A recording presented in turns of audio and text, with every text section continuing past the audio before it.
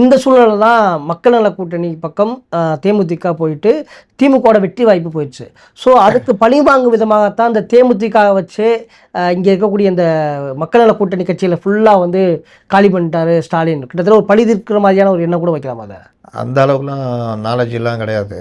சுயநலத்துக்கு ஏற்ப அவர்கள் செயல்பட்டார்கள். என்ன சுயநலம்? அதிமுக ஒன்றும் இல்லைன்னு காமிக்கணும். அங்கேருந்து யார் வந்தாலும் சேர்த்துக்குவோம். ஓபிஎஸ் எல்லாம் சேர்த்துக்கிட்டாங்கன்னா பார்த்துங்களேன். தாவேகாவே கண்டுக்கல, ஓபிஎஸ்ஸை கிட்டே சேர்க்கல. வேறு வழி இல்லாமல் இங்கே வந்து பையனோட சேர்ந்துனாப்புல. இது ஒன்று. பிரேமலதா அவங்கள பார்த்து இவங்களாம் கற்றுக்கணும். யார்? விடுதலை சிறுத்தைகள்லேருந்து இந்த மக்கள் நல கூட்டணினா டிமாண்டை மெயின்டைன் பண்ணிட்டே இருந்தாங்களா? கண்டிப்பாக ஒன்றுமே கிடையாது. 0.43%. ஆனால் டிமாண்டை மெயின்டைன் பண்ணுறதுல பெரிய ஜமீன்தார் மாதிரி அவங்க மெயின்டைன் பண்ணாங்க. அதுக்கு இவர்கள் என்ன பார்த்தாங்கன்னா, அங்கே போகிறதோட இங்கே வந்த இன்னொன்று பாமக அங்கே விஜய் வாக்குகளை பிரிக்கிறார். கண்டிப்பாக இயற்கையாகவே திமுகவுக்கு அதிமுகவுக்கு அங்கே ஒரு பெரிய ஓட்டு இது உண்டு. இது எல்லாம் வச்சுக்கிட்டு என்ன பண்ணுறது? அப்போ வேறு வழி இல்லாமல் பிரேமலதா வந்தால் ஏதோ சமாளிக்கலான்னு இவங்க நினச்சாங்க.